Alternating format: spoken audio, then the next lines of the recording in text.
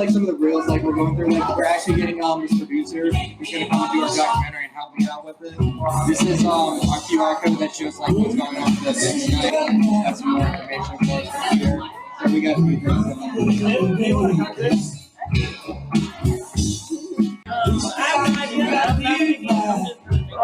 Library meal's pretty good here, and then it has some stuff.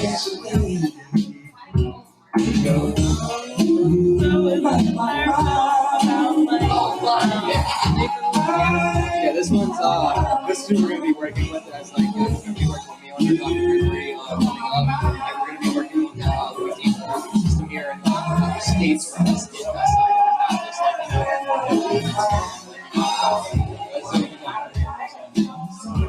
like it gives us a chance to focus on like what's going on here. So we're gonna check out like which prison do you want to go to? We want to go to Angola and what you said, Lebanon? We went home. Okay. The one prison. Right. It's very interesting actually. So one of the things I was interviewing a while ago was understanding like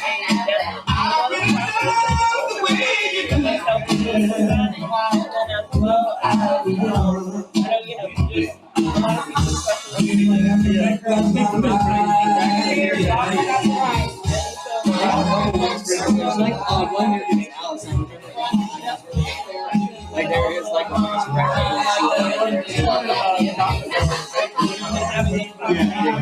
yeah, so I passed by that one. I've never been there, but I've always passed by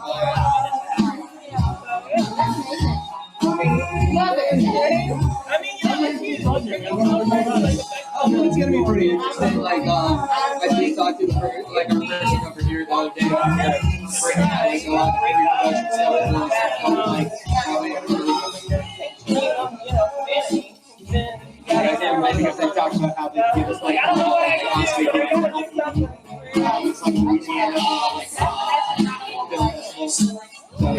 yeah, that'd be pretty great. That and like there's some also listening to the other ones.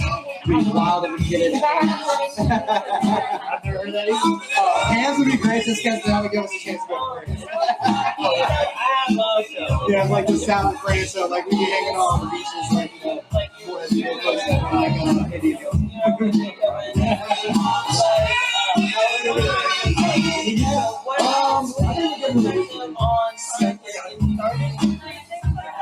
and his idea was to go with the bigger group because there's so much regulation and so forth trying to start that process.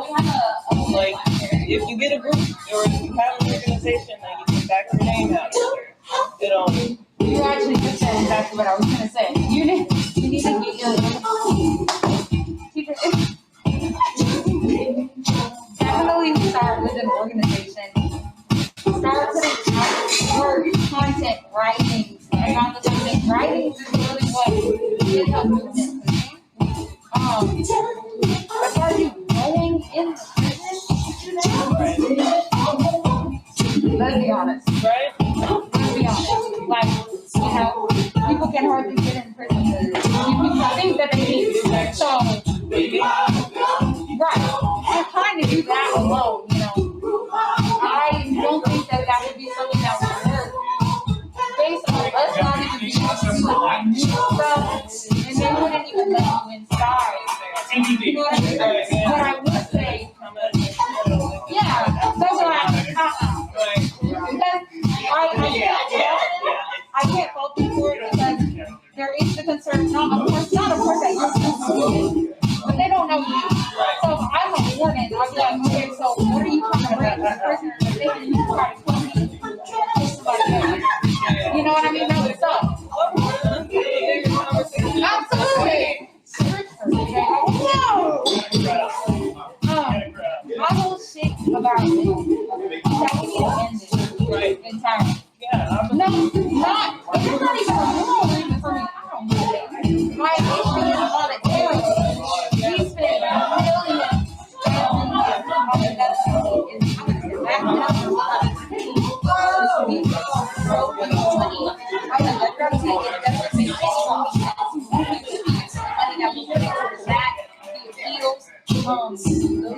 death row have more more doctor's visits. They spend more time in the psych ward. They have to see psychiatrists more often because they're on death row. So actually, they have worse mental health problems. So instead of spending our money on that, how about we put that money towards, I don't know, like our healthcare system? That's so cute. Oh my god. Like it's cheaper to keep them in there for their entire life. Then you try to put them on death row.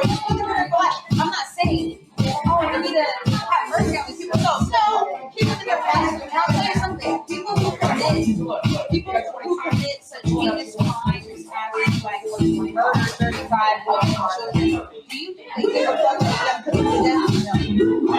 They don't care.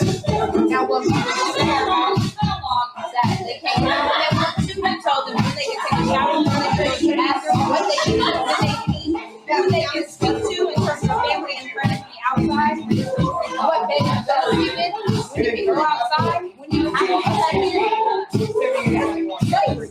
That's ultimate control.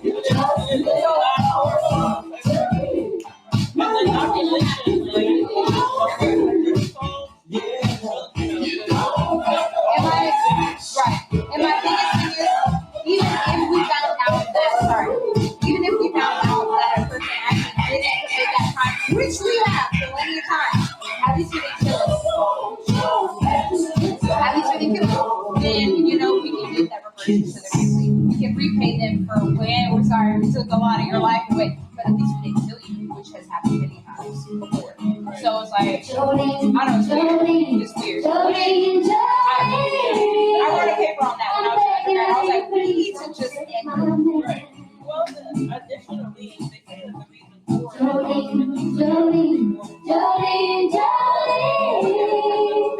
Please don't take him just because you sometimes for life, as they say, beyond the path. Maybe locks of open hair, eyes, skin, eyes, and breathe. why? Right. So, and then Smile is like winter spring. Your voice is soft like summer rain, and I cannot socialize completely. perspective as well. Like, typically, He talks about you in his sleep. There's nothing I can do to keep her quiet.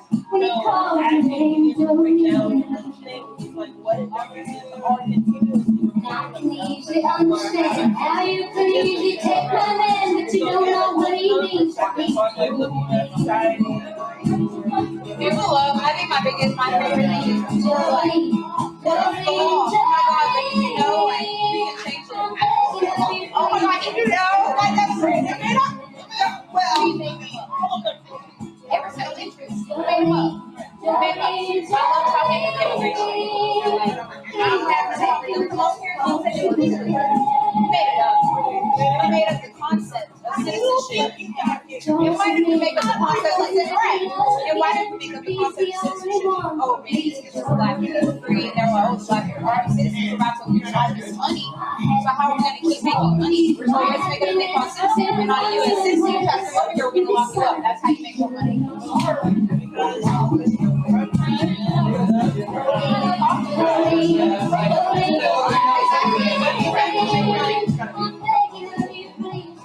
They don't think we haven't figured it out yet for some strange reason, but I'm sure we have.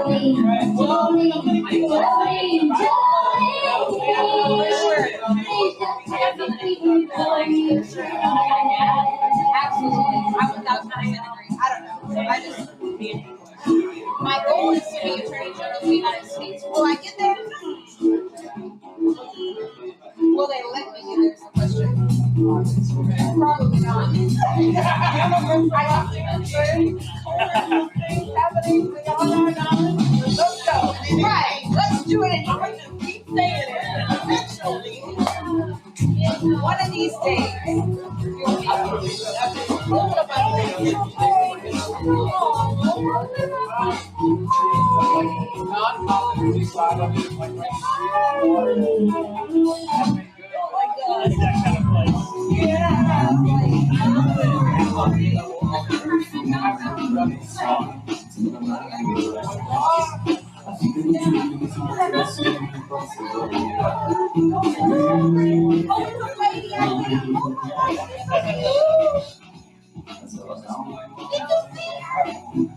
you'll be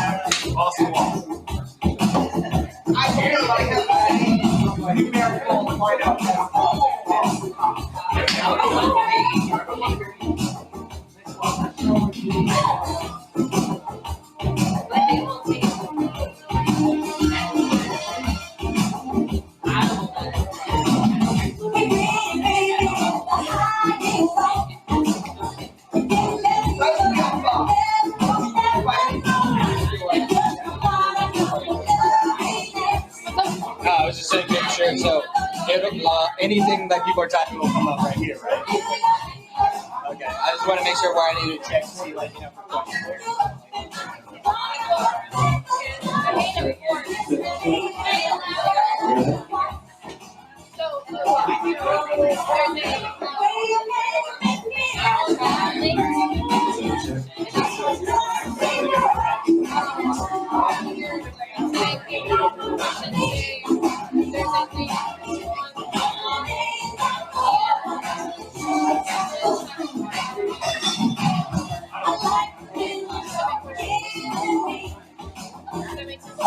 Yeah, we have a link right here, right here.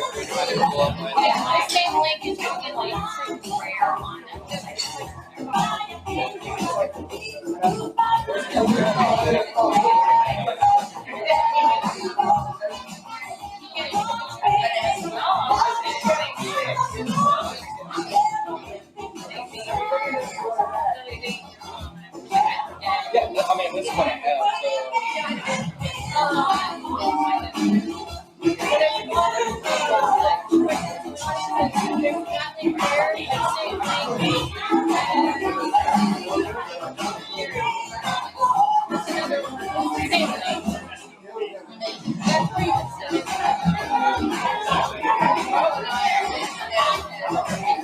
Okay, yeah, but I'm trying to see.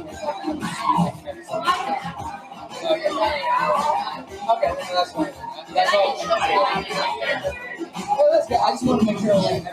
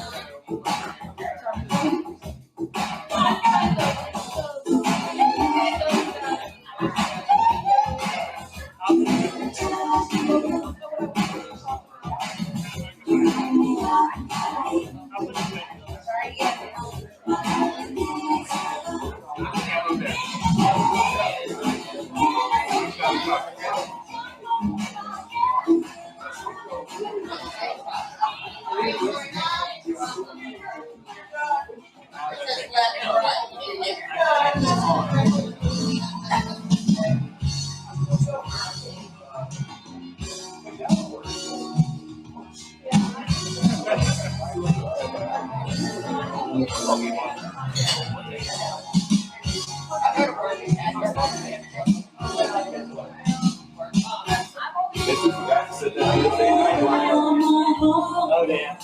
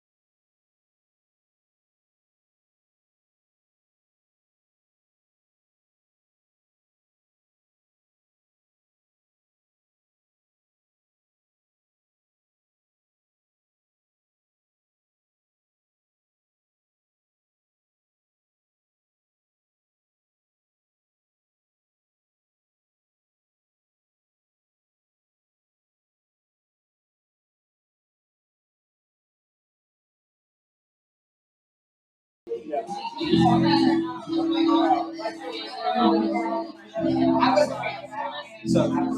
we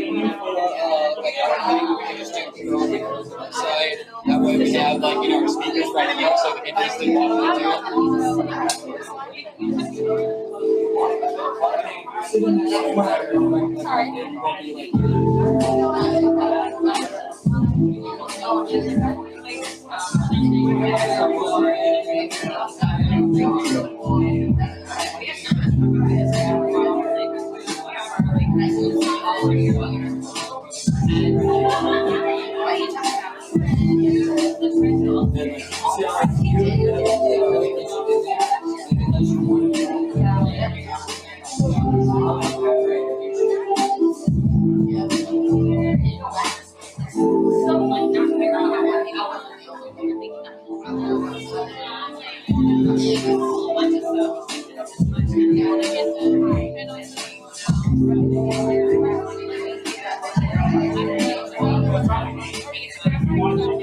We're using, we have both of these mics available. That's the thing.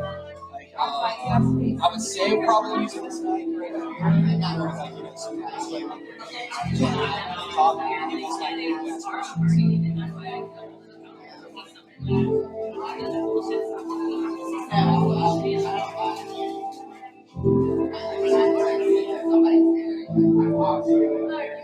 yeah. Don't you have to turn that to me to talk?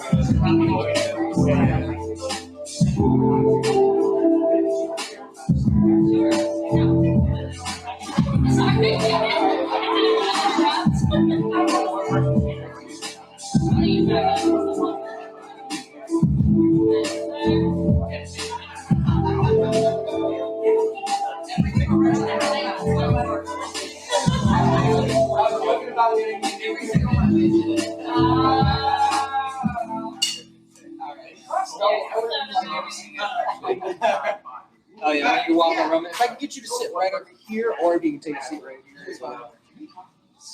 Maybe where you want to sit, I'll put the opposite side. Or around the table? Right, yeah, just like the two seats right here closest to the table. That way when you stand up, you can be like right here at the line.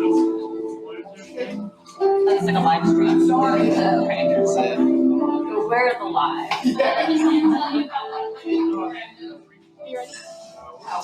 All right, let's do this.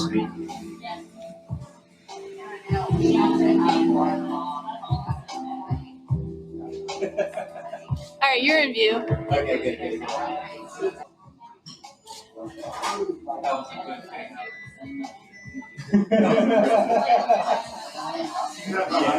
All right, now.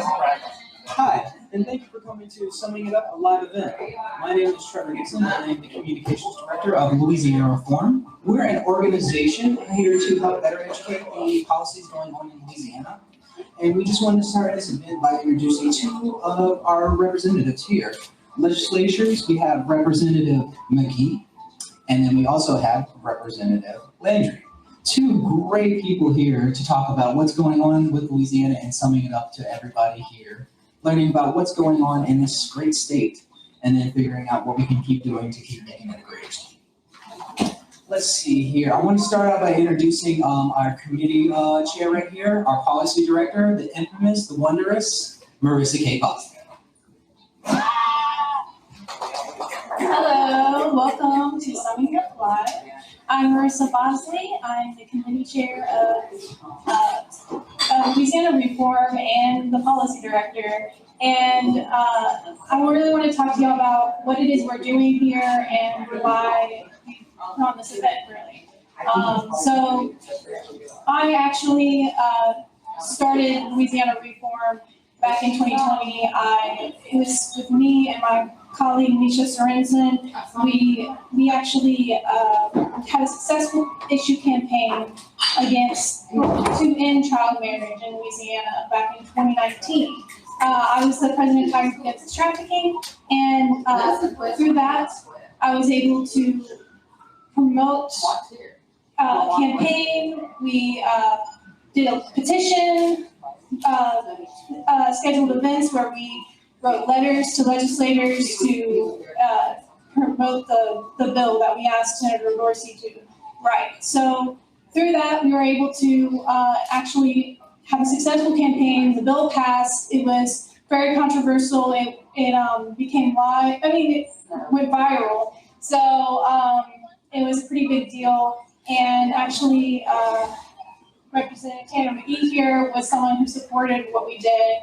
And yes. So through that, like, I just wanted to say that we are experienced individuals, we are professionals, and through this, we started Louisiana Reform LLC because we wanted to promote and ultimately amplify the voices of people in Louisiana to really fix the issues we have with infrastructure and all kinds of different topics and promoting human rights. And that's really where we came to the term to do this. And so in the end, we are promoting our service, what we're offering to you, Amplify Your Voice, which will be a service to you where we can produce videos and potentially documentary series,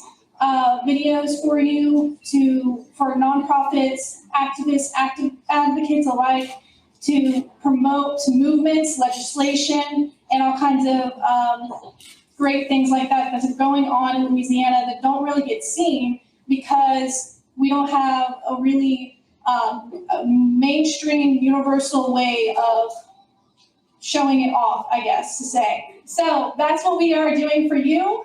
We are making it a mainstream way of promoting these movements and legislative advocacy in the end. So in that, what I'm going to say is we have a link in the description on the live stream. We also have a link here for those who are here. It should be on your table or the bar.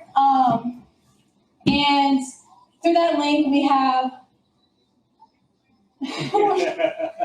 he's showcasing showcasing for the raffle, that way you gotta get to the link. Yeah, that's also in the link. Everything is in there, the raffle, our network list, so you can join and network up with other people. But to get on what I was saying is this link provides the Amplify Your Voice. You can scroll down and it will say Amplify Your Voice, and there's 2 links. One of them has information on what it is we're providing and what it would cost for you and what you would be getting out of it.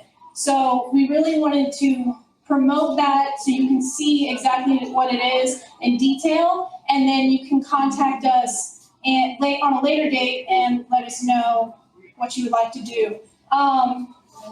We are launching this in October 1st, so we will have a form you can fill out October 1st, and but in the meantime, you can always contact us, ask us questions, let us know what you were looking for, what kind of movements you're doing. And so one last thing I'd like to say is we have a reel, video reel, where to say that it has examples of our work.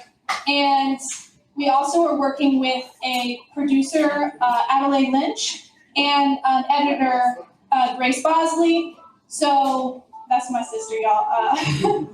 So together we're gonna be producing videos for you like that, and both of them have reels that you can view online. And through that, I say that that's our expertise. We're currently working on a documentary for Decarcerate Louisiana that we hope to start filming November 1st. So through that, that will be an example of our documentary work, as we do not have a documentary currently. But you can see our short videos, our summing up videos that I've done, and you can view that online and see what we've done already. And so through that, we are going to be making a really great documentary for Decarcerate Louisiana. It's going to be about constitutional amendment 1, section 3, on the slavery exception that allows basically prison slavery. some of y'all may know it as the 13th Amendment in the federal Constitution. That's the Louisiana State Constitution is Amendment 1, Section 3. So that's what we're highlighting because Decarcerating Louisiana put in a bill in 2021 legislative session called, it was HB 196, and it was to remove that exception. It was a constitutional amendment. And ultimately, it did not pass even committee.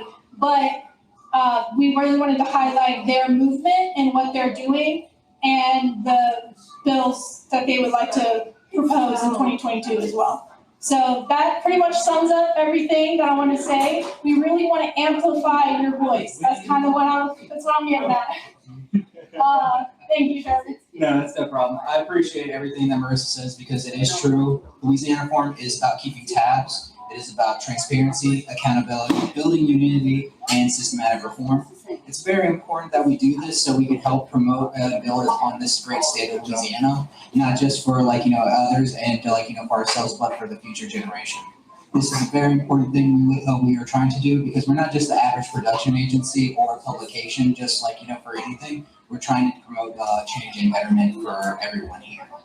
And I just want to get it started by getting one of our first speakers here just to talk about some stuff in Louisiana going on. I don't know who really wants to go first. We didn't get a chance to flip a coin or anything, so I guess who wants to be the first victim? We're senior. Uh-oh. We're about to have a legislative set to start off here. I'll go first. All right, Representative Magee, please step forward. Thank you for having me. I appreciate y'all being here. I actually did not remember I remember the bill, but I didn't remember your involvement. It's been a while. It's extremely controversial. I do remember now how it came back and you were talking about it. I thought the funny thing about that bill as you're talking about it was it didn't seem controversial to me when it was first presented to me. It seemed, why would you allow a 14-year-old to get married or a 15-year-old to get married? You don't let them do much of anything at that age. And it's such an important life choice of marriage. It's crazy to me that was even beginning to be controversial, but it was. And I was very happy that we were able to get that bill through. I would actually like to go a step further and eventually, before I finish up my legislative career, to move to 18 as the final part date. I think that's a great goal that we can do. Beginning on some new topics. I'm from Houma, Terrebonne Parish. That's where I was born and raised. I come from parents who were teachers. I was not involved in politics. My parents were not involved in politics. It was not something I ever wanted to do. I just actually kind of fell into it by not really knowing what I wanted to, not really making informed decisions. Somebody said you should run for office, and I did. And so now I find myself here, and I've been doing it ever since, and I do enjoy it.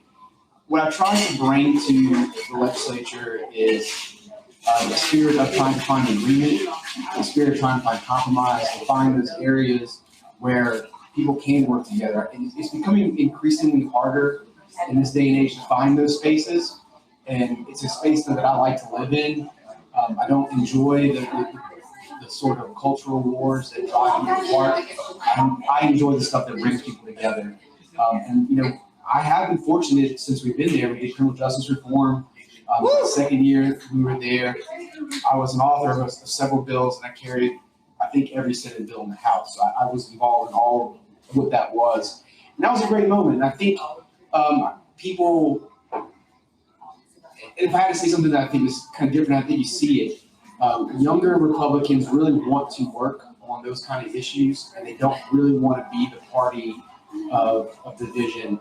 I think there's a generational gap there with people who are older who sort of really want that kind of space and that sort of fight. I don't see that. I know I'm kind of stereotyping a little bit, but I think the younger Republicans tend to be more that way. The older ones, not so much. But you have younger Republicans who want to fight, and you have older Republicans that want to kind of not fight. But I try to live in that space, and I think that's kind of what I've done. The other thing that's been important to me is I'm really interested in state rankings in Louisiana not being at the bottom of all those rankings. And I think that's actually a place that we all sort of agree at. Like, nobody wants to be bottom, right? I mean, I think that's Republicans, Democrats, Independents. both genders, all races, or more than one gender, I should say, I apologize, all want to be there for that kind of discussion. So doing that, it's easier said than done. It's one of the most difficult things you can do is move yourself off the bottom. But we're trying. And this session, we've invested roughly $600 million in infrastructure. We were ranked D in the United States. We were 46 or 47, depending on what ranking you want to do. A $600 million investment, first step on an annual basis to get there. We're looking at a $14 billion backlog of infrastructure projects. There's capacity projects that I think is the ones we need to get completed that will actually move us out of the bottom of those rankings. And that's where we really need to focus on. That bill did address those issues. So hopefully once you start seeing that money coming in, we can at least move out the bottom of those rankings. I'm also proud that since I've been there, we have fully funded higher education every year, starting my second year, after years of divesting in it, the biggest divestment in the United States. So I think we're making progress on that front. One place that we're not making enough progress in, but we really want to do something, is early childhood education. The state is really, we know how important it is. It's not a lack of knowledge or awareness. It's just about finding the right opportunities and filling that gap on the education front. Healthcare, the other one that we rank really behind in, is a tougher nut to crack. In my opinion, I think it's the hardest one to crack. If you look at our budget, it keeps growing in healthcare. It keeps consuming a bigger percentage of our budget. One of my colleagues once said, eventually the state is just going to be a healthcare provider, and because that's how much it's consuming our budget. So we need to start really looking at that, figuring out a better model. I don't think we have works, but I mean, it is kind of, you're caught with a lot of legacy systems, so it's a lot harder to untangle than what it appears on the outside. Those kind of big ticket items I can think of off the top of my head, and then you always have tax reform. We did a lot of that this past session. I'm actually pretty proud of what we did as far as tax reform goes. I know there might be too many tax breaks for Mandie's liking, but if Amendment 1 and 2 pass, 90% of Louisianians will receive a tax cut at the expense of a tax exception that only the richest people really use. So you're really looking at us taking away an exception for the ultra wealthy and giving it to everybody else. To me, and it simplifies the tax code and makes it more attractive. We'll move from 44th, I think, or 46th in rankings, up to 39 in tax rankings. So I mean, there's a general improvement there that, again, I think anything we can do to move up rankings like that will be important. That's kind of the thing. What am I focused on next session? We have a huge issue in Terrebonne Parish when it comes as far as healthcare reform, and me and Mandy were talking earlier. I've realized in the course of what's happened with the hurricane that what we have, the rentor situation, I'm talking about apartment complexes, really is not acceptable in Louisiana. I've seen too many people who've been kicked out of their apartment for no real reason. I mean, if you're paying your rent, if you're a good tenant, you should have a place to live. And that's at the end of the day how it should work, and I'm not happy, or I think the status quo is not acceptable. So I will be looking at that next session, see what is possible. Other than that, I'm happy to answer any questions anybody has, and I'll turn it over to you. All right, now you up.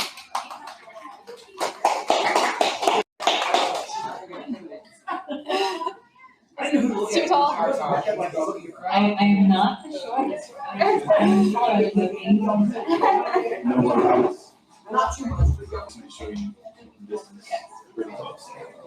It's definitely one of the most original events I've been to where I'm speaking in front of a unit table, and New Orleans district, so that's a lot. I'm Rep. Mandie Landry from New Orleans. I'm a newer rep. I was elected end of 19, so I'm a session, or I guess I should say a class behind Tanner. And it's interesting how he says that the younger generation, our generation, has a different experience. Because when I was running in 2019, I mean, I'm super progressive, probably the most liberal member of the House, and my detractors trying to say, well, how are you going to get along with these people, and what are you going to do? I said, we got 40-something new members coming in. We have a bunch of younger people. There's going to just be a natural affinity for certain issues, and that has proven to be true. I mean, we got marijuana decrim through this year, which I never thought was going to see happen, in large part because we had another young member, one of Tanner's law school classmates, who found a complete legalization bill, which got way further than we thought it would. So I think there's a lot to be said for the newer generation coming in, but also our experiences are very reflective not just of our personalities, but our districts. So Tanner's district, further south, a lot more Republican, different industry, different background. I have a crazy fun New Orleans district, kind of no holds barred, anything goes. And so what I see as my role more is to be a left flank and to introduce issues that don't normally get heard in Baton Rouge. We did a wealth tax this year. That was fun. It went nowhere. But we also had a whole day on sex work decrim bill. I think it was the first time it was introduced in a state legislature in the country. And it was kind of wild and it was very nerve-wracking. And for me, it was important to educate people on the issue, to let them know, why people choose to engage in sex work, but also that sex trafficking victims get arrested. And that's something that we really need to address. So, I have a different role than most, but, sometimes things come around. Last year, I had a huge day with my civil law committee about tenant protections, and it didn't go anywhere, but guess what? Some of it might next year, because these are issues that might be important to some of us, or that we see in our cities, maybe don't get seen in another part of the state until something happens. So, I'm looking forward to working with my colleagues on some of these issues. But bringing it back to one of the bills you brought up. So I saw in civil law, we had the slavery language bill and then qualified immunity. And again, like Tanner said, I couldn't believe that striking language on slavery from our state constitution not only was slightly controversial, but did pass. It kind of blew my mind that people voted against deleting that from our constitution. But there we are. Maybe we'll try it again next year. Edmund Jordan did great. Edmund Jordan last year during Black Lives Matter and everything that was going on introduced a bill to end qualified immunity. It was a very long, draining, emotional day. It did not pass last year. We got more through this year. Didn't quite get to the finish line that we wanted to, but unfortunately, when you're a minority party or trying to do something new in our state, it takes a little longer. So we have a lot of good groundwork, delegate groups that have been around, who've been there for a lot of the hearings. We've had some good stuff. I keep thinking of the stuff that didn't make it through. So a few years ago, we got through the 10-2 unanimous jury. You were in the House for that, right? Yeah, he was elected for that. So this year, we tried to do retroactive. That didn't make it through. I really thought it would. Another day of draining testimony. But I think that might happen. You'll know what I'm talking about. It's the former Jim Crow system. There's around maybe 1,200 people still imprisoned under 10-2 verdicts, that it's going to be up to the individual district attorneys to rehear those cases, not pursuant to state law. So I hope that happens. But I am happy to talk. Tanner's a good friend. We talk all the time on the floor. And like he said, most of us in the bottom half age range have a lot more in common than we don't. But we do have to represent our districts, and they are very different places in Louisiana. Been down to his district a few times in the last few weeks, and what they're experiencing is very different than New Orleans, is very different than Baton Rouge experienced a few weeks ago, and those are things that we need to remember. So happy to talk with y'all for a minute.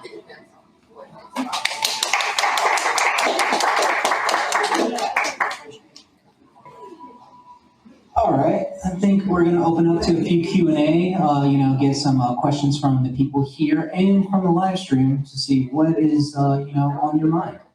Let's see, what do you have for one of the first questions? We can start here, or we can go from one of the ones we've already had in queue.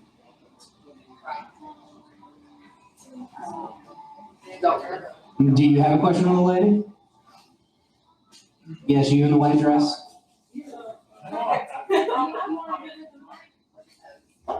A comment, question, concern?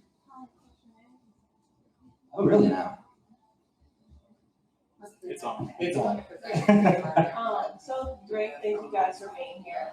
I appreciate a lot of you come, and said, sharing with us, and bringing it forth because, for sure, there's a lot of political tension and it's on everybody's mind because it's one of the main things that controls, our state and how we were working and there's so many people who I know personally who want to, who have talked about leaving the state, right? Because we're in the bottom half for everything.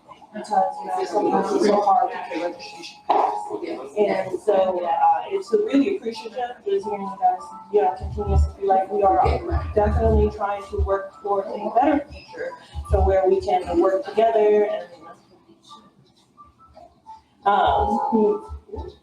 we can work together and move forward and begin to have the city progress in a way that brings us up from that bottom, but also that just supports human rights and civil rights and so on and so forth. So mainly my comment is just I appreciate that. I guess my main concern as a constituent is getting out of the bottom, and typically it's very centered around our education system.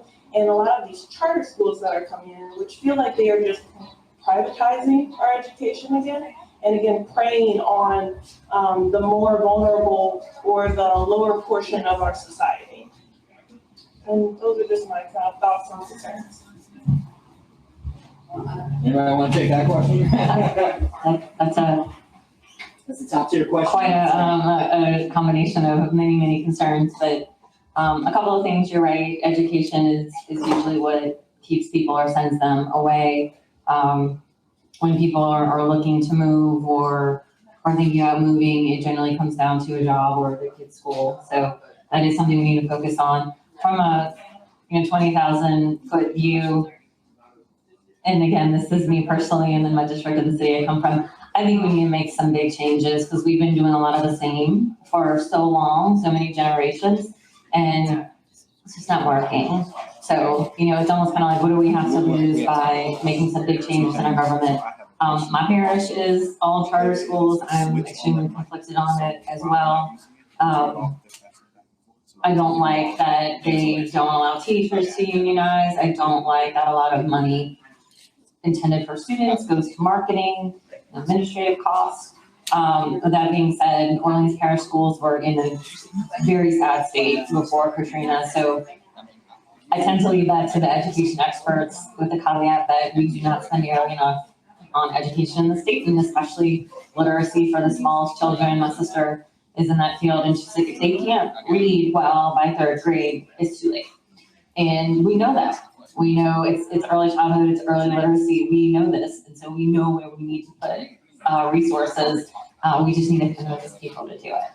So. Yeah, and I think sometimes what we need to do too is, it's probably not the most popular thing to say, is we forget the things that we do right in education or things we do right in Louisiana. Like if I go to do these legislative conferences and I meet somebody from a progressive state and I tell them that Louisiana has the most generous college scholarship, state-sponsored scholarship program in the country, they don't believe me at first, and then I explain TOPS to them and they go, holy shit, Louisiana does that? And I'm like, yeah, we do, it's kind of crazy. So I mean, people forget that that's a pretty unique and also pretty cool thing we do that's widely popular across all spectrums. That basically, if you get a 3.0 and an 18 on your ACT, that you're going to go to college for free in Louisiana, basically. I mean, I realize it doesn't cover everything. So I do want to highlight that we do some things differently that I think are great, but we're really failing, I think, before they get there. And I know that's probably the point was more addressed too.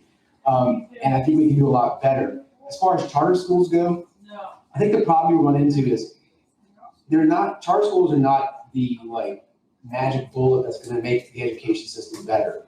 And especially it depends on where you live. I mean, there's places where the public school system is doing great. A charter school would only take money and divert it away from a public school system that's doing very well.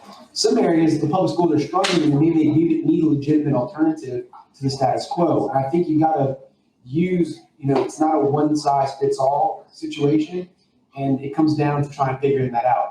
One thing I think is probably problematic and makes it for me and Mandie's job difficult is when you look at education, you have us at the state level, you have Bessie at the state level, you have the school board at the local level, and you have the Department of Education, state level, and the governor's office, all involved in education. There's things people come complain to me about, and I'm like, there's nothing I can do about that. That's Bessie and local people, that's their decision, not mine. So it's hard and it's frustrating for me because there's an expectation that I can solve all education problems. I don't realistically have the power and authority to solve all education problems. So when we start looking at that, even the funding formula is derived by Bessie. We just yay or nay. So we can reject it, but we can't say, hey, you need more money here, blah, blah, blah. It's yay or nay. And if we reject it, then we can kind of force them to come back with a new plan. I think we did that once since I've been elected. It was hugely controversial. Everybody lost their minds. But that's sort of the kind of problem you get into, is that we're either approving or disapproving, and our role can be somewhat limited as far as the overall funding and policy side of it. But I agree 100% that early childhood education is bipartisan, goes across things. Everybody wants to do it. It's about finding those revenue dollars. And people will be also surprised to learn that our budget's pretty tight. It's not nearly as wasteful as it is reported to be. And so it's taking those dollars and putting the early childhood education in a meaningful way. It becomes really difficult. And I don't know if that completely answers your question, but I would also agree out-migration is one of the biggest problems that I see. And I think, people I graduated high school with, most of them did not come back, at least my friends. I'm sure Mandie has the same story, that if you were doing well, I'm probably one of 2 or 3 people in my class that really came back to Terrebonne and even Louisiana for that matter. And so I think making this an attractive state. And I think we get lost. I know I'm probably going longer than I should, but I think we get lost on what do people want. They want good schools. That's ultimately what people want. They want places for their kids to play. They want places they can make a life. And I think Louisiana has some of that, but not enough of it. So, one of the things that kind of bothers me about Terrebonne Parish, which I love and grew up, was a great experience for me, is, if you don't have money, though, you don't have access to recreation. And so, we joke that every yard has a boat and a pickup truck. And if you have those 2 things, or access to a friend has a camp, it's a wonderful place to live. You can grow up fishing, you can do all those things. If you don't have a whole lot of money, your options are limited. And how do we increase those options and make those livelihoods more accessible by more people? I think that's the general questions that have to be answered. I know I'm probably just ranting now and going way too long, but that's my brief thoughts on what we just talked about. Okay. Thank you for that. We have one more person with a question. In the bar. On the bar. Yeah, I was about to say, we have a few more questions now. Hello. So I actually have a home down the street. It flooded in 2016. Fortunately, I bought it after that. But it remains a concern that drop of a hat, it can flood. And I will lose all of our possessions, my cars, everything I've worked so hard for. That in mind, with the worst of climate change ahead of us, regardless of what measures we take today, do you have plans to mandate and enforce infrastructure resiliency so that we can handle these things going forward? If so, what are they? How do you plan to do it? I'll start out since I have the microphone. And I live in the parish that's most susceptible to some sort of natural disaster that you're referring to. As I sit here today, my home has no sheetrock walls on it. It's completely down at the studs after Hurricane Ida. So I'm living what it feels like to have your life disrupted as you discussed. I will tell you that I've been widely quoted in every newspaper that's asked me that climate change is real. I don't think there's any point in denying that. How do we address it becomes, I think, the ultimate question. And it's difficult in a state that its industry is oil and gas. It's one of the largest ones. And then particularly in my parish. Without the oil and gas industry, we don't really have a parish. So to speak of, its jobs are well-paying jobs that keep their employees well. People want to always ignore that, but that's a really important thing. And so how do we do this in a way that transitions to, energy, jobs, keeps the economic value going is a difficult question. I will say this. Coastal Protection Restoration Authority has a $50 billion plan to preserve and make our infrastructure, at least from not the power side of it, but the other stuff of it, resilient. There's diversions in that plan. There are levies in that plan. There's about every kind of thing you can think of in that plan. The question is, how do you fund $50 billion worth of projects in a state that does not have a GDP of $50 billion? That becomes the ultimate question, I think. So, long story short, we are working on that. We have oil and gas levies, lots on the federal level too. How do you go and address maybe the other issues? I don't think we've figured out the magic formula yet. Not for trying.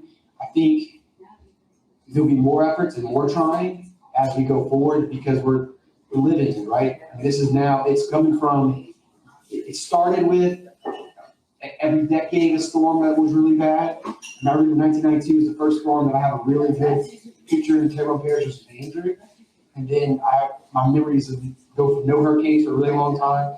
And it's like Katrina, Rita, Laura, Zeta, Beta. It's like this, now it's like, oh my God, this is reality, right? A couple years. Yeah, well now it feels like it's every couple months. But yeah, I hear what your point. So what do we do now to start addressing those issues? And look, I know this is probably not going to be a popular thing to say on the screen, and but I'm going to just tell you the truth. I think we really need to do it in a way that holds industry accountable, but also makes them partners in the process. I know that's the second part is probably the one that's more controversial, but I don't think it's a reality to say we're going to get there, we're going to do X, Y, and Z. I'd be telling you a lie, and I'd give you a fairy tale about what could happen. And I think having them and getting them to the table and putting ways that holds them accountable, but also gets them financially interested in saving in Louisiana, is because it's where they ultimately live too, it's where they ultimately make money. Also, it's kind of the issue of how do we thread that needle. I'd like to have a great plan for that, but I'm being honest with you, that's a very difficult thing to do. But I'm hopeful, and I'll turn it over to Mandie and let her have her thoughts. Woo! Oh, thanks for going first, Anna. I know that's probably tough because you're literally living with climate change in your yard right now. But I actually don't disagree. Here are my thoughts on oil and gas. I want them to pay their taxes. I want them to clean up, and I want them to modernize. Because our country as a whole is still dependent on oil and gas. It's not just the jobs down here. I mean, it's just not going to happen overnight. It's not going to happen in 20 years. It's going to happen in 50 years. But we need to be working on it a lot faster to change these industries. We have all this sun and wind and all these ideas. And he's right. Like, we need to have all these people at the table and say, we're going to work with you. We want to work with you. Please don't everyone just move to Houston, which has happened too much. But, I think also our state has given the industry, among other industries, a lot of leeway, and now we're paying for it. That we don't have the march we did. We do have concrete absolutely everywhere in my city. That's a whole other issue that causes flooding. Decisions, our parents made, our grandparents made, our great-grandparents made, we're having to deal with now. And so we have to deal with it. We can't just move along like before. I want these companies to stay and grow with us because none of us are going anywhere. But I also want the federal government to acknowledge, we're Americans too. We live here. We're just as important as people in other states. You need our coast economically, but you need us, just like you need every other state. And we just get shafted a lot. And it's extremely frustrating. Extremely frustrating. And you were talking earlier about, people coming back. I was a brain drain person. I left after high school, came back only because I had a sick parent and ended up staying. That is not the norm really anymore. I make no money compared to what I did when I was 25 even. But it's important, and some of us have a responsibility to come back and change things, to go away and come back and say, we other states do things differently. Let's look at it. But I do agree with Tanner on the larger part. We need to all do this together with all of the industry and companies that have been here for a long time and figure out how we're gonna do it, because otherwise Mother Nature is gonna take care of it for us. We don't do it together. So, it's my thoughts. I agree with Tanner. Well, here we go, we agree. Yeah. All right. So, It is. I have a question for y'all, so I'll bring y'all on the line here. she Kanye you, bro. Sorry. It's fine. Wait, Just ask a No, question. listen. You just Kanye or DJ. It's okay. It's okay. I'll let you finish. I'm gonna let you finish. What it is, though. Alright, so, kind of on the point of what y'all was talking about, is what you were talking about on, people going to Houston. So, Texas doesn't tax their citizens like we do here in Louisiana, like when it comes to income tax and that kind of thing. So, do y'all have anything to say on like how we are spending our taxes versus like how much we're really getting, and then are we spending it wisely? Because it does seem like we have really poor infrastructure and like we're not spending our taxes wisely. So that's just kind of what I'm trying to get at, yeah. Two things. First, Texas is a really rich state. Yeah. They just are. They have a ton of resources and they've managed to keep a lot of it there, whereas ours have been drained from us. We're a resource-rich state, and somehow or another, the value of it doesn't seem to stay with us. A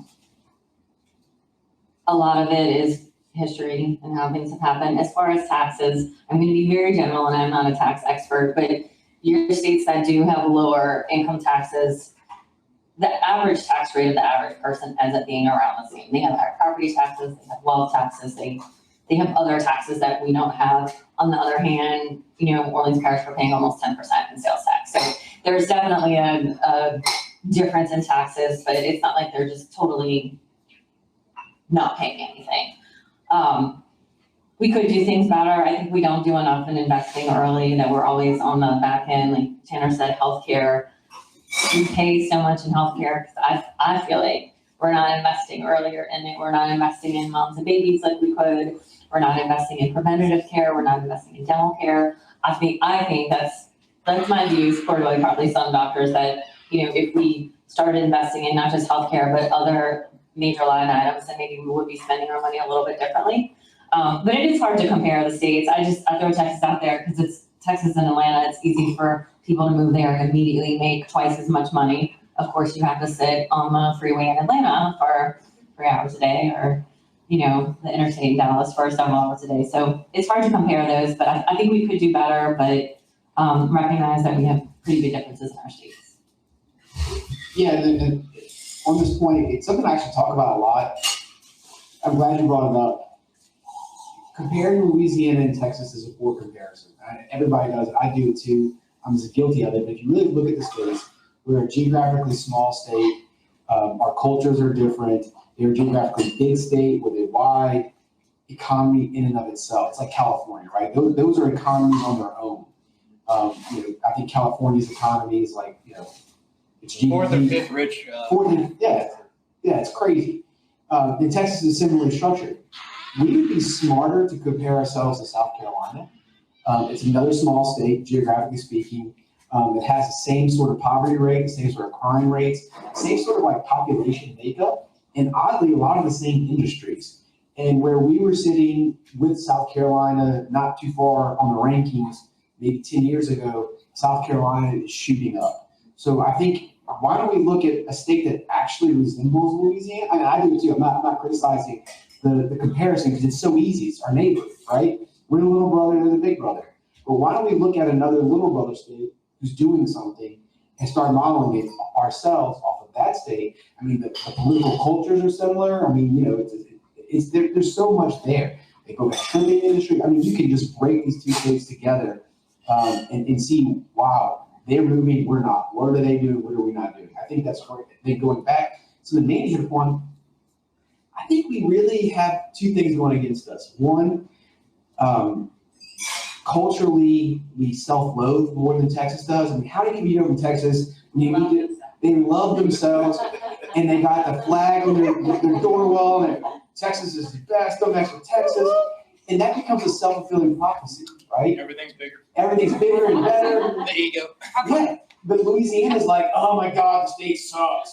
Oh God, everything's broke, it's horrible. But there's some things we actually do a lot better than Texas than we ever get credit for. For example, because of our economic development structure the way it is, we actually beat Texas on large development projects because they have to go and get 6 counties to approve it, where our state can say, boom, this is what we can offer you right now. So we beat Texas 9 times out of 10 on the western border side in Lake Charles. That's why Lake Charles was booming right before the storm. Look, we have, let's talk about it. I think everybody here will appreciate it. We have medical marijuana, Texas doesn't. We have gambling, Texas doesn't. Like, they are a much more culturally conservative area. If you're actually interested in these things, Louisiana does better. And what do we have a problem with? We drink too much. We're at a bar having this thing. Yeah. It's unlikely Cheers. you see 2 Texas politicians at a bar having this conversation. You know, we eat too much. We dance a lot. Like, we do things that are really unhealthy, and then we complain about our healthcare system not being able to address cultural ingrained stuff in us. I mean, I'm as guilty as anybody. We're all, what is the topic trending on Twitter right now? It is gumbo weather, and not the gumbo. I can't wait. I'm so excited about it. Should you add an extra carb to your gumbo is really the most dominant Potato question. salad doesn't go on gumbo. Yes, it does. I'll fight you in the parking lot. I mean, if you had this conversation in Colorado, they'd be like, you people are nuts. We want granola and we want hiking. So can you imagine running a healthcare system in Colorado versus running a healthcare system in Louisiana? I know people don't want to hear it. Maybe our challenges are different. Maybe we're having a hard time meeting those challenges because they're culturally ingrained, they're long-standing, and Texas was built in a time frame when like there was new and nothing was there. Louisiana is old. I mean, like New Orleans is built off of like 200 centuries of crap, and it's built in a spot where it shouldn't have been built, and yet it made no sense to build it on there. Baton Rouge is the first logical place to have a port, but for some reason we decided to build it in a spot that we knew was bad.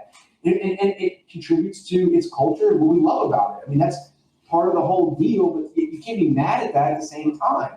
Like, Texas would never have New Orleans. Texas would never have a lot of the things that we have, but South Carolina's Charleston, which compares very favorably to New Orleans. Go back to what I know I'm going on a rant, but I think that's a huge thing that we don't want to talk about. It's easy to build a city in the middle of nowhere with no curves in it. It's flat, and you can just drive a highway like this. You know how much it costs to drive to pay for a highway in Louisiana?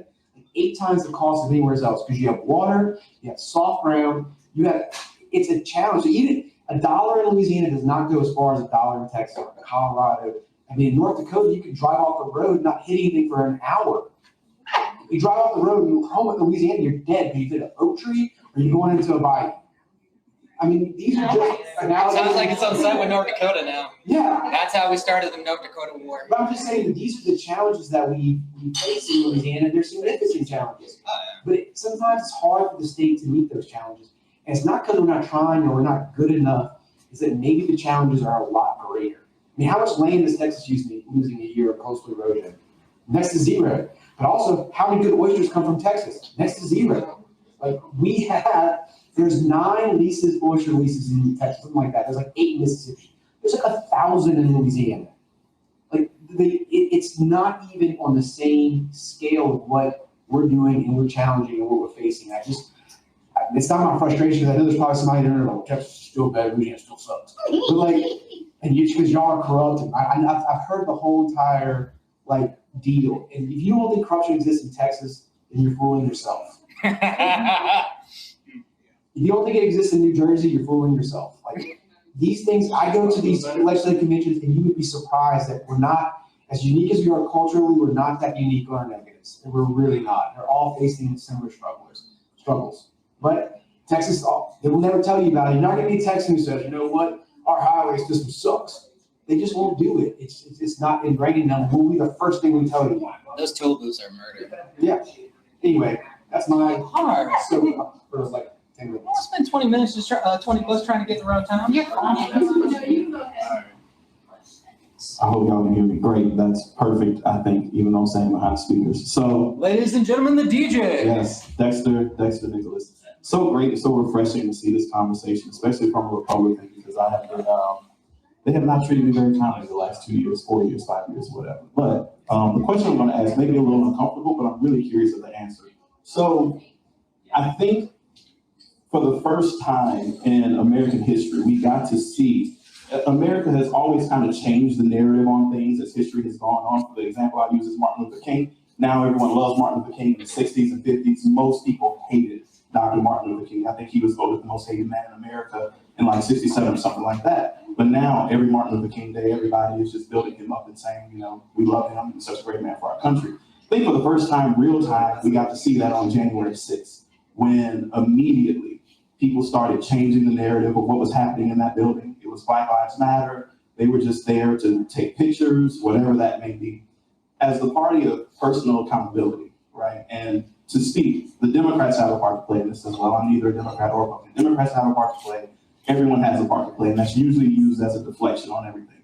But from a personal accountability standpoint, what is the Republican Party going to do to take accountability and responsibility for that and move forward in uniting us as a country? Because a lot of times I feel like that conversation of uniting means that the Republicans want, marginalized folks or Democrats to forget their grievances and just say, let's forgive it and move on. And that's coming together instead of acknowledging those things, saying we messed up, and then coming together and trying to fix the problem. So from you, and of course I would love to hear from you as well, like, what does the Republican Party need to do to take accountability and responsibility for those actions on January 6th?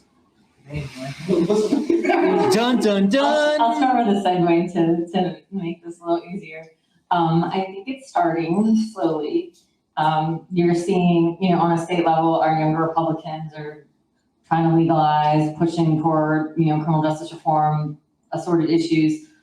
It's slower on the national level. Adam Kinzinger, there's a handful of them that are starting to get their feet under them, to me, way too late, and pushing back and finally saying this is insane.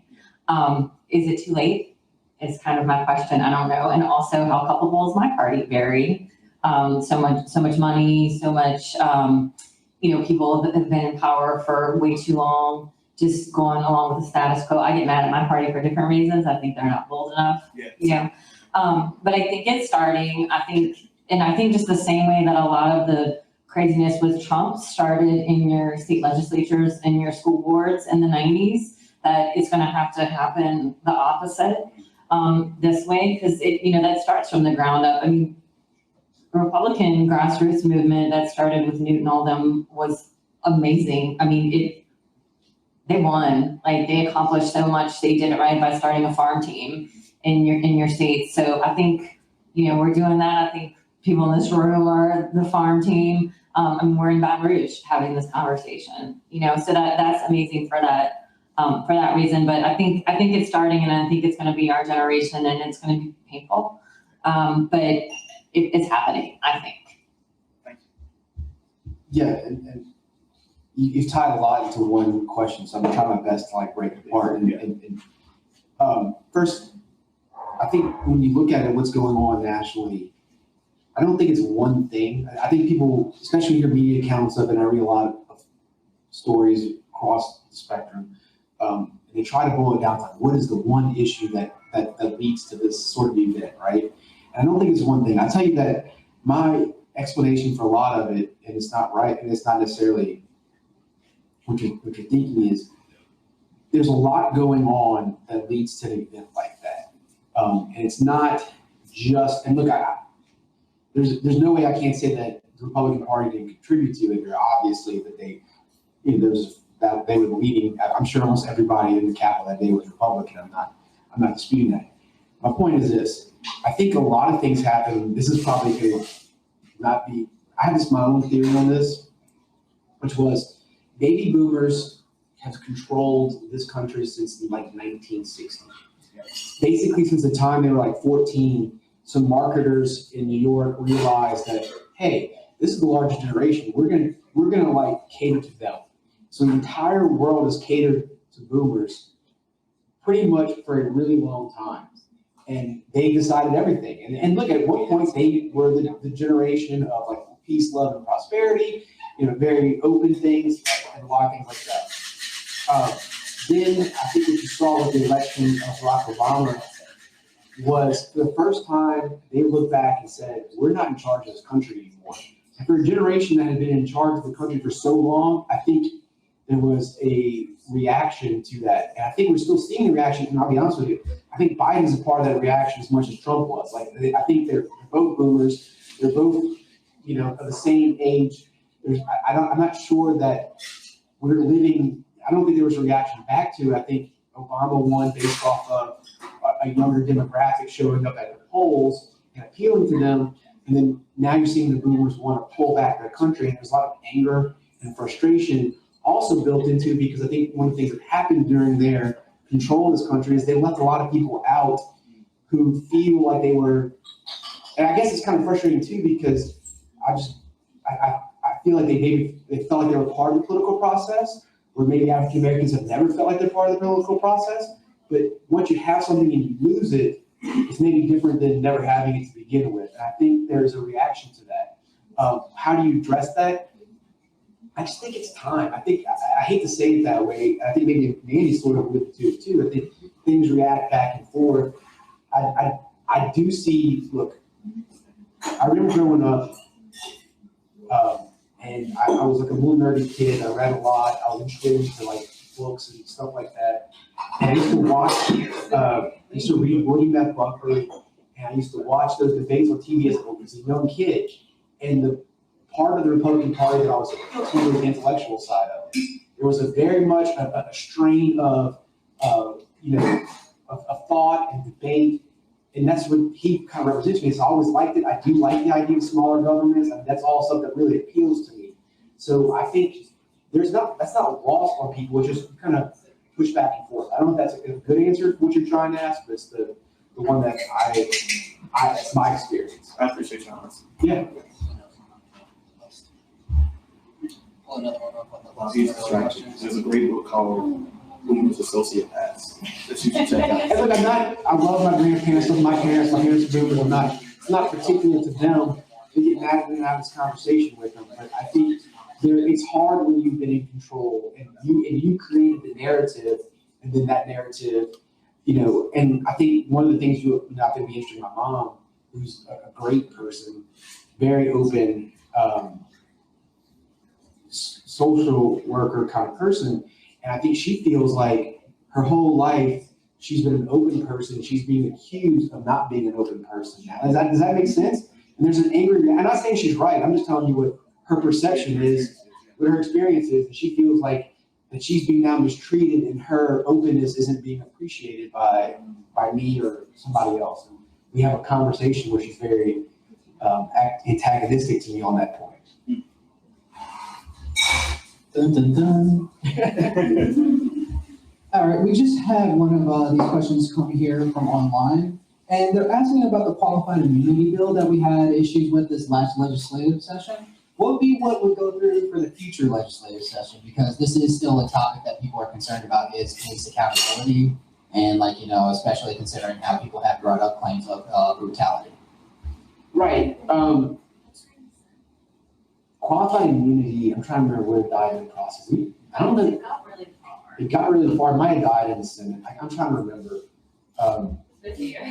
We have 1,000 There was a lot bills going on that year. following sessions. Remember, everything's exact course is getting harder and harder. Qualified immunity, there's a saying in the Capitol that I've heard from people, it takes 3 years to pass a good bill and 1 year to pass a bad bill. And the joke is that it's difficult to do big things on the first real go round, the second real go around. That doesn't mean they're not worth doing, and it doesn't mean it's not going to get done. It's just, it takes time to shock people about the idea and to initiate that change.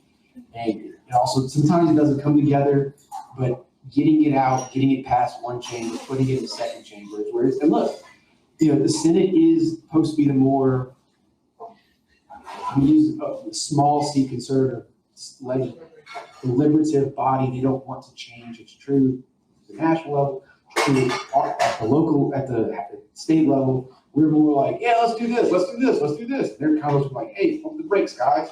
And so I think you saw that. I think think it's an issue that's not going away, and I think it's gonna happen eventually. It's just a matter of what time frame does it happen on. And there's a lot of ideas like that. It's just whether people are ready to accept that fact.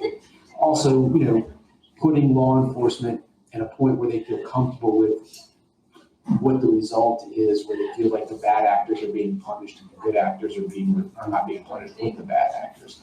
And I think that's kind of where we are with it to a greater extent, but I'm happy to hear Andy's thoughts on it. I'm trying to remember exactly. It got really far because last year when Rep Jordan's bill didn't make it out of committee, they did a study group task force with, that had every law enforcement agency and people on the left and the right, and they came up with a whole list of recommendations.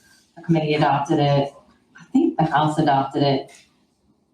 Some of this is coming back to me. I think it was pretty late in the process that it was like FOP and some other groups that had not said anything the whole time decided they were opposed to that. And I think also Ted's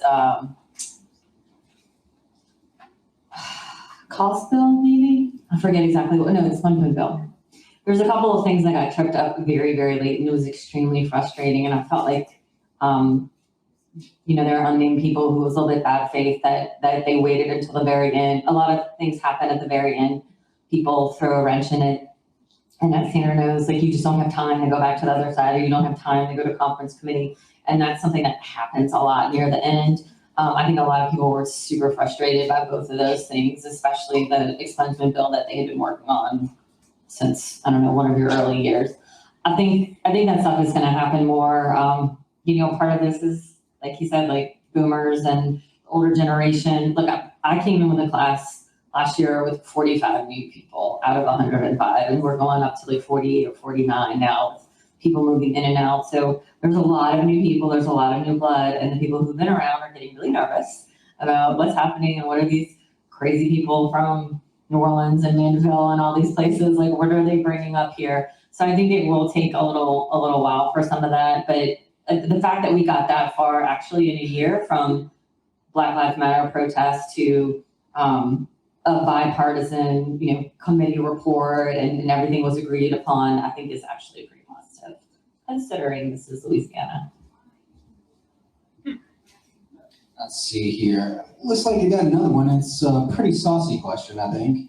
You had mentioned talking about sex workers earlier about the bill. They want to know more about what could be done to help protect sex workers because they have those federal bills like FOSTA and I think Siesta and stuff like that. Or I hope I said that right. Sessa and FOSTA. Yeah, I was going to say, I don't think it's Siesta. I don't know how they're pronounced. They're I get one later. Yeah, what's very frustrating on not just sex work, but a lot of issues having to do with women and children, frankly, is I think a lot of the bad policy comes from a good place, a place of good intentions, but it's generally pretty racist, pretty sexist, pretty everything. And so a lot of the federal bills you're talking about and even stuff in the state, it comes from people truly wanting to help with who they see are victims. And number one, some of those people are not victims. You need to talk to the people you're trying to save or protect before you inflict more pain on them. And number two, that's not making something a crime or increasing penalties for especially voluntary behavior or online activity just makes more criminals. It is not the way to go about it. On a state level, I'm not really sure what our next steps are. We're doing some sort of informal working groups. I would like to possibly see, so New Orleans does not arrest for prostitution charges anymore. Like I always say, I use sex work and prostitution interchangeably, although sex work is the preferred language, prostitution is what our law says. So in Orleans, you don't really arrest people for that anymore. I would love that was the norm in all 64 parishes, because Jefferson Parish across the river, right next door, still does sting operations for prostitution work. So I would like to see that a little more normalized across the state as a next step, but really just to get people to understand that a lot of people who engage in sex work, which encompasses a lot of different things, are there by choice, and that the ones who are being trafficked, that is not sex work, that is a crime, and that is always a crime, and that is a very different thing, and those people have different experiences and different needs. That is a long answer. I could talk about this forever. I mean, we'd love to have you talk about it forever, maybe at a later date. I've no thoughts on that. Tanner did sit in most of the hearing that day, I think. Yeah. Sorry, what was that? Oh, my bad. And I think we have one of the final questions for tonight. This is one we've been like kind of scrolling through just to look over how we could ask it the best way, but I'm just going to keep it simple. What's more we could do to have people focusing on what's going on in Louisiana? Like, I guess more of how they can get into the know of understanding what's going on here so they can help you with your thing, or just to learn more so they can help make a positive or effective change here. I'll go quick, so I can get to you. Events like this, awareness, I do think starting earlier, like for example, I spoke to an undergrad class today and their politics are great. And when they started asking me about how to get involved, I mentioned immediately Power Coalition, Step Up, and Vote. You know those groups, you know them if you work in policy. They didn't know those groups at all. And to me, if you want to get involved, especially in progressive policy work and know what's going on, you should know who they are, you should get their emails, you should go to their meetings. So I think just spreading some basic awareness of what's available to, especially to the younger kids and, so that they know what's going on as they move up, is helpful. And it's a lot easier than trying to convince, someone a parent's age. I mean, I've been working on my mom for years and she's great. She's a solid Democrat now. But that was a labor of love. But starting when they're younger, I think is the best thing for our buck. What I often tell people at this point is, one of the great things, I'm going to sound like a Louisiana apologist when this is all over. One of the great things about our legislature is how accessible it really truly is. People don't realize that. Like, when you talked about the marriage bill, I mean, you were like a college student and you just like walked into the Capitol and started talking to legislators, engaging them, and not all of them engaged back, but a good majority do engage. They're there. The one unique, or I don't know if it's unique, but one of the interesting facts is, like, especially in the House, all the desks are on the House floor, and there's no place for almost everybody to go but right there. So you can catch every single member. It's not like DC where they all like hide in the office. You got to run them down when they go in the bathroom. Like, they don't have an office.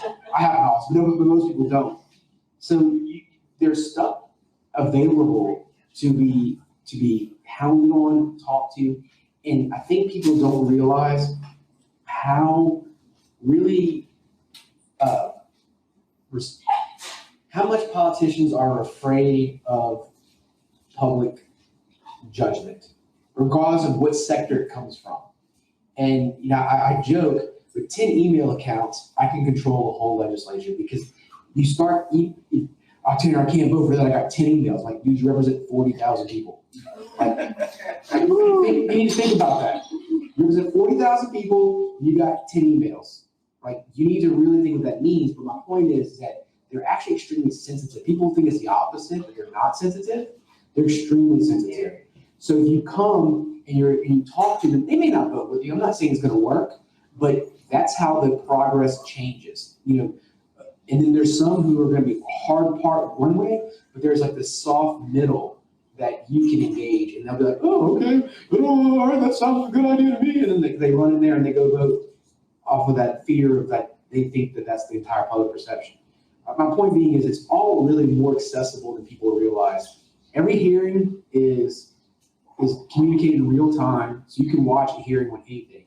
Every debate is also put in real time. We are one of the most transparent legislatures in the United States. You have places that the only way you find out what happened is in the newspaper or some kind of written record. Louisiana is video and it's archived. You go back and watch it. Pretty much from the time I walk into the Capitol, every formal thing I do is captured. So my point being is, it's really not as obscure as it maybe feels. And so if you really want to be engaged in the process, in fact, college students, high school students, they do better than probably other people do, because it's unique. You get accosted by an 8-year-old girl, like, vote for my bill. Like, okay, I want an 8-year-old mad at me. Like, those kind of things kind of hit harder in a lot. I'm not saying it's going to be a 100% success rate, but you will be surprised, I think, at the end of the day, how much you can affect by just being there. I know it's difficult to do for some people, transportation, geographical, but you can also watch, call. I think the stuff to myself can be like as interesting as watching paint dry sometimes. But I will have people back home who are watching this stuff and texting me. Yes. And I'm not saying like random people. They're not like involved. They're like, I cannot believe he just said that. I'm like, you're watching this right now? Like I'm Probably was where I missed it. yeah, I'm like, I'm trying my best to stay awake so that when the camera comes to me, I look like I was, I was super engaged. This is really boring. But I mean, if people hang on to this stuff, and anybody can. And I guess the thing too is if it's your topic, it's more interesting to you, right? I have to watch all these topics. Some of them I'm super interested in, super engaging, and some of them like I really don't care. I'm being honest with you. But this is my job. I get paid $17,000 to do it, and I'm gonna do to the best of my ability to fight through it and be interested and make the best decision I can. So my point being is, you can do it. If you have one thing you're interested in, follow that committee. That committee meets weekly. Turn it on while you're at work. My wife watches it, and she also is like, quit being such a jerk, or something like that. She'll text me some kind of comment towards me to let me know that I'm coming off different than I want to. My point is, you can watch social issues. You find the committee that deals with social issues. Watch that committee. You will see personalities on that committee. You'll get an idea of what they like, what they don't like, what the vote is on those committees on certain issues. And you can start not gaming, but strategizing how you want to appreciate and approach that committee, right? That's how you would go about doing it. And maybe changing your topic or how you want to talk. I'll go for a little bit longer, I know more long. One of the biggest pet peeves I have to like, they run their committees, I'm going to fight. I probably did too when I ran for office. I'm going to fight for this. Really, you should be saying, I'm going to persuade for this. Because at the end of the day, you're trying to get 53 people in the House to vote for your bill and 26 people in the Senate. Like, that's what you're trying to do. Fighting does not accomplish that goal. Persuading does. Finding out what resonates with this particular member. And you'll be surprised that if you approach them in a different way, you may get their support because maybe they're a rural legislator. Maybe this is important to them. There's a whole host of things you can learn about people if you pay attention. I know it's long. I mean, I'd rather hear like that explanation than have to keep constantly asking you the same question and be like, I need some more. But I appreciate everything you said. It definitely is intriguing to learn that all we have to do is just put the step forward and we can make a difference. Even if it is the smallest or the biggest step we have to make. I'll tell you one thing too. When I say the email thing, I want to caveat that. I don't get like 200 form emails that say the exact same thing, which means that they're not really emailing you. That doesn't really expand. Yeah, I mean, like, okay, I got it. Now 200 people belong to some club and they're all emailing at the same time. That doesn't register. What registers is if I got 10 emails that are personal, thought out, this person is really, like 10 people are expressing themselves individually on the issue in one way, that registers in the 2,000, You want something that's not just like a written, like I guess like a thing that's like mass produced. You want like to actually hear from your people and Absolutely. what they are thinking and what they are feeling, so you can be like the best representative you can. Absolutely. Okay, well, that makes sense. I mean, that's what any representative I would like to at least know or support. They're actually listening to the people and they're making the best decisions for us. As not just a party but as a people in the state. Yeah. So that makes plenty of sense. But does anybody have any questions? I think we're about to wrap up soon. Say our goodbyes and just call it. We might have a wrestling match not wrestling, an arm wrestling match between the representatives later. But that won't be on the live stream. You'll have to check out later. Patreon? No, we don't have a Patreon, but it will be on our YouTube page. So, keep on checking that out. Any questions? Any concerns? I think everybody just wants to get another drink. I actually one more. One more. You won't regret Final this. countdown. Maybe you will. I don't know. Are you sure? No. We'll see. We'll see. So, my boyfriend and I. Yeah, gay, obviously. So, That's my pearls. convince us to stay. The hardest thing is to stay in a state where the overall socio-political climate seems so hostile to you. even just you existing. You know, last few months, we were at the Capitol fighting a bill that would have banned trans kids from competing in sports as low as middle school, before puberty hormones even really have an effect. So why stay?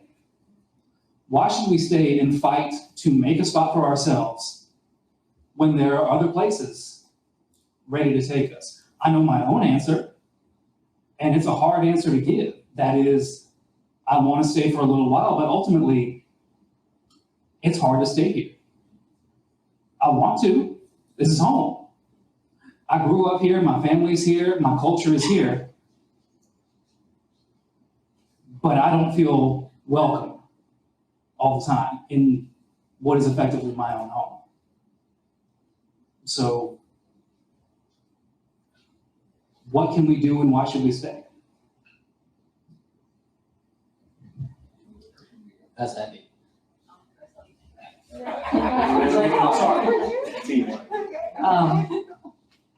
Just want to hug a loved one right now. I think you should stay for the same reason I do, because we're needed, but you go when you need to. That's something you can only know on your own. I feel, a lot of people didn't like this. I said it when I ran, but I think people who grew up Catholic can understand. I feel a sense of obligation down here. That does not mean passive aggressive or even Catholic guilt, but like I am capable of staying and doing what I do, and not everyone is capable of it, and I understand that. So if you are a person who do feel that sense of obligation and that you are, smart enough or wealthy enough, or you have the job, or you just have literally the fortitude to do it, because I can't imagine how much harder it is here in Baton Rouge. I mean, New Orleans is a very different world. And then I come up here and it's a very different world, and I am extremely fortunate. So I would never fault anyone for wanting to go somewhere where they feel more comfortable. But really, for anyone who has the strength, like, we need you to stay. We just really do. So I hope you make the right decision. Thanks. I mean, look, I guess I'll start by saying I really don't have to answer for you because I'm not in your position. I mean, so it's hard for me to say you should do X, Y, or Z, because I feel like I'd be sort of mansplaining a little bit to you. I know you're a man too, but my point being is that I'm not in. Gross. I'm not. It's not my perspective, so I can't. I can sympathize, but I don't know if I can empathize with the position you're in. It's not my story to tell. It's not my position to be in. I will say this though, is, maybe that's why you should stay. All the reasons why you said that you don't want to stay, maybe I guess in my own experience, there's a lot of reasons why if I put it on paper, I shouldn't stay either, right? I mean, I'm not saying that that's the right answer, but we all may have our reasons why we should go somewhere else. But we're here for a reason. And maybe the fight of what is important to you is the reason why you stay. I know it can be difficult, it can be hard. I would be lying to you if I don't wake up, especially the last couple of days and all the challenges we're facing in Terrebonne, and say, man, it'd be so much easier right now if I lived in Colorado,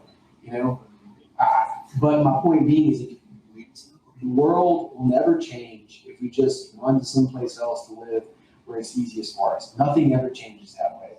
The only way it changes is by staying and trying to make a difference. And that difference, the hard part about making a difference, in my opinion, is it feels like your contributions are not enough, like you're not making a difference.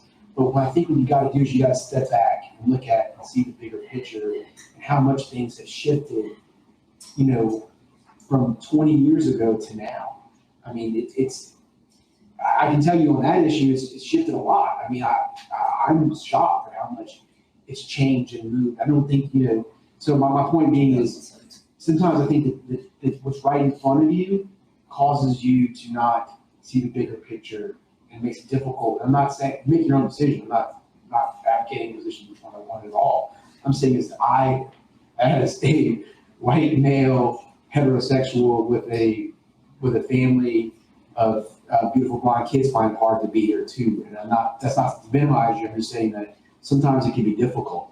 And moving forward is sometimes just a test of persistence, and that's the only way you're gonna see the world that you want to see is by being here. You're not gonna see it by being in Colorado.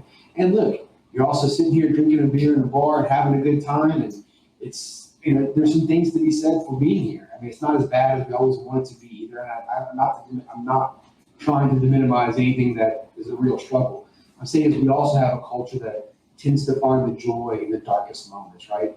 I've been in my parish with people who are living in tents right now and talking to them, and some of these people are telling jokes and laughing, and you'd be surprised that they're living in the worst conditions I think America can live in right now, and they are still saying, be laughing and enjoying the life, and I don't know that you'll find that somewhere else. And they're building their houses back themselves, right now, with the rubble that they just got collapsed. They're doing that as we speak, and no rational person would say you should do that. But there's a certain spirit there that I think is awesome to watch and to see and to be a part of, and it makes you think, well, this is what the whole point of this is. It's not about a good time, it's about seeing life as a struggle and finding ways to find joy in that struggle and continue on every day. I think that's a universal thing. And so I don't know where you can do it best as you can in Louisiana, because the one thing we do well is finding joy in the darkest moments. Woo! That's a great damn line right there. Great ending, and I think that's good night for us. That was truly wondrous. I appreciate your time and everything you say here, and I feel like that was great. We got to talk about what really Louisiana is, and it's home for a lot of us. It's a place that, maybe some of us were born and raised like myself. Some people came here just to find something, and it's something real for each and every one of us. We have the abilities to change anything we wish to here or anywhere we go, and I feel like Louisiana could be really a beacon of hope and change. And I hope to get to hope and change with each and every one of you. I think that's about everything. I just want to say Louisiana Reform is great to host this event, and luckily we've had one of the greatest venues to have this at, the Bookstore Bar. One of my favorite places to go to and have a great time. And it looks like I might have one more person trying to say something to me. One more comment. One more comment. One more. Just one. I think what can be noted from my perspective in life is just that sometimes Louisiana moves too slowly. And for a lot of us, it's been moving too slowly for too long. So if there's one thing that I can help impart upon you guys in your position as you go back into, your respective councils and so on and so forth, it's just that there's a lot of us who want to stay here, and a lot of us who want to see better things happen, and a lot of us who want to invest in this state so much, but we're moving too slowly. It's true. We tend to move at a different pace in Louisiana, and it is through our accomplishments, our actions, and our choices that we can move at a speed that is either applicable for us, or maybe a little bit faster than some expect it to be. And hopefully through organizations just like ours, and there are plenty that are out there, we're able to make the pacing change a little bit for each and every one of us. I know with Louisiana Reform, this is one of the greatest opportunities I've had to work with people who are like-minded, but who are just here to get information out for people and to just try and build something just even a little bit better than it was yesterday. And that's just as important as trying to get towards the future, maybe 100 or 1,000 years from now. Subscribe to our YouTube. I'm hosting. I got this. I love you. But yes, you should subscribe to our YouTube page, not just because we're going to have 2 senators arm wrestling later, but just for future references, more events like this, and a few other things that will be going on with our organization. And also, you want to check out my boy Dexter. And that's it. Listen to some music, have a good time, and we're going to have a few drinks and say what's up. Thank you. Good night.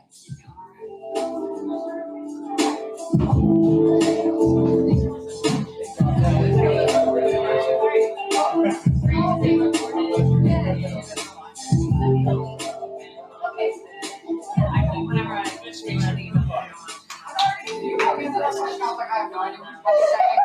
Bring me into this. Girl, I don't even know what's up about to say. I have a big idea. That's why. I know that's what worries me. I know where else I can go. It's in the air, between here and there. Good.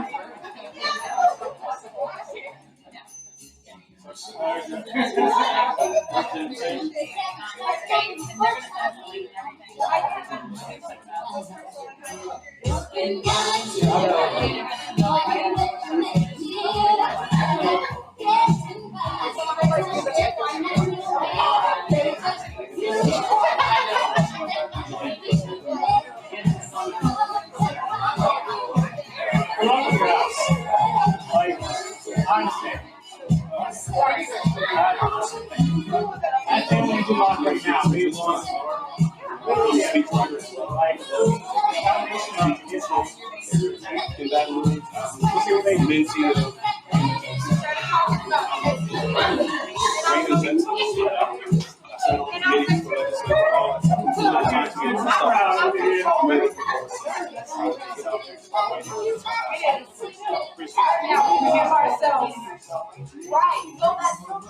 That was great.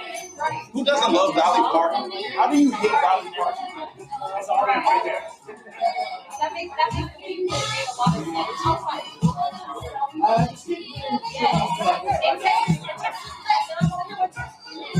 Oh my God, we're bored. What's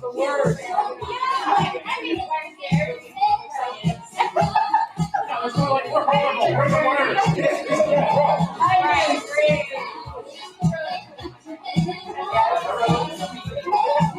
My car is screaming all Oh, God.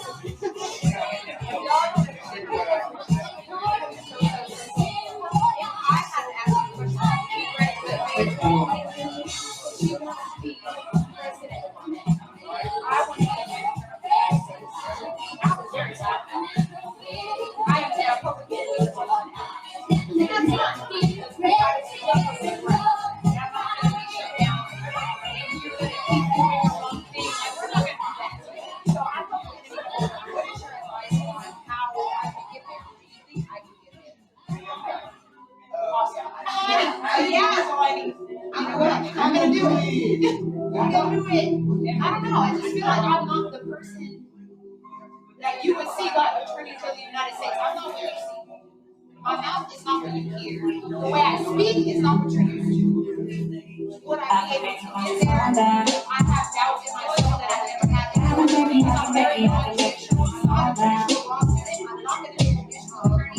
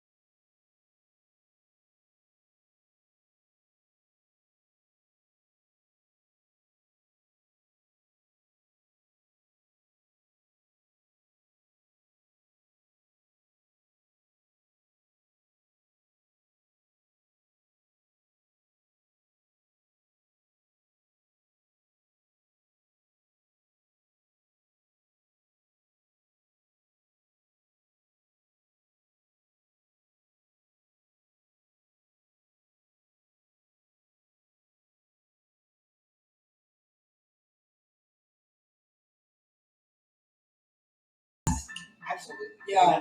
Back on the book, the cats used to recognize like, well,